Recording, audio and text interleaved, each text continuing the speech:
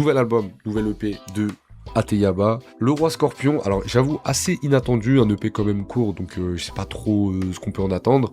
J'ai pu écouter des extraits. Tout ce que je peux vous dire, c'est que ceux qui ont été déçus, si jamais vous n'avez pas écouté, ceux qui ont été déçus par La Vie en Violet, et je rappelle, et je le redis, et je ne cesserai de le redire, que La Vie en Violet est un très bon album, et que même quand il fait beau, je le lance. Je sais que on est quelques individus à avoir capté cet album, et on se sait entre nous, voilà, j'ai pas besoin de justifier. Les gens se le sont pas pris, je vais pas forcer, ils ont le droit aussi d'avoir des goûts et de pas aimer, hein, évidemment.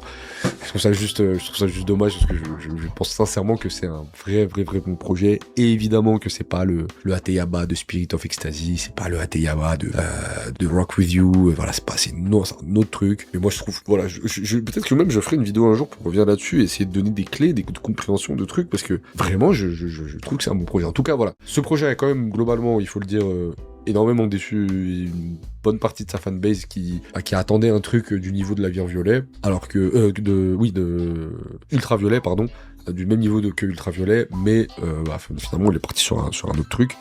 Et moi j'aime bien le côté un peu féerique, purple féerique, berceuse et tout, c'est un truc que je kiffe. Néanmoins, si vous avez été déçu par ce projet, par La Vie en Violet, et que vous avez pas capté la vibe du projet, vous avez le droit, c'est vos goûts. Sachez que de ce que j'ai entendu, là on est sur un autre truc, c'est clairement du Ateyaba sur du sampling et tout machin. Ça m'a apparu assez savoureux. En tout cas, qu'est-ce que je peux dire d'autre sur cette sortie avant de l'écouter? J'ai pas particulièrement d'attente, j'attendais pas un projet, même si je me doutais qu'on n'était pas sur une fin de carrière pour Ateyaba et que La Vie en Violet allait pas être son dernier projet. Il y a quand même assez souvent de l'actu aussi sur son compte Ateyaba Archive qui envoie des pépites et puis voilà, hein, explosion du cul du game. J'ose aussi penser que peut-être que s'il a écrit ça, oui, il y a le projet le remix de Midsizer, Ecstatic Remix, qui est incroyable aussi, hein, sur Ateyaba Archive. Il y a juste Matt Black qui est moins bien, je trouve, parce que alors petit débat entre connaisseurs d'Ateyaba, est-ce qu'on est d'accord que son dernier top carrière c'est Matt Black? Pour moi, hein. Genre vraiment le dernier son qui envoie genre qui a un truc. Oh, on est d'accord. Matt Black, il a un truc, ce son.